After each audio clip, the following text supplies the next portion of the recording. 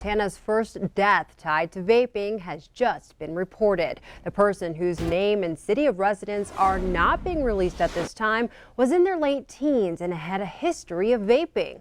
The case has been under investigation, and authorities officially tied the death to vaping and e-cigarette use on Tuesday. This brings the total number of confirmed pulmonary illness cases in Montana to 3, including the death, and there are additional cases currently under review.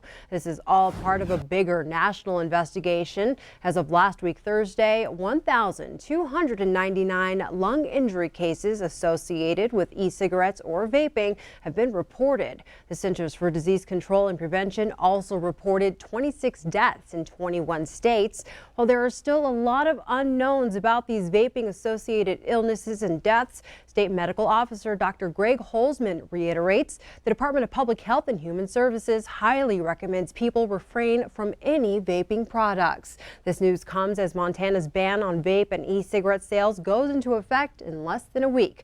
MTN's Cody Boyer has the latest on an effort to stop the ban. I don't know anybody who can survive without an income for 4 months. 1 week from today, the state will temporarily ban all e-cigarette and vape sales, not if the owners of Freedom Vapes can help it. When is the injunction expected to happen? It'll happen within probably the next 24 hours. The marshals say the injunction will be put before the state district court judge, who could decide to halt the ban again temporarily. There are shops across Montana already saying that they are going to just go ahead and close up. Montana's going to be a big fat loser in this. According to the marshals, this injunction includes around 20 other vape shops across the state.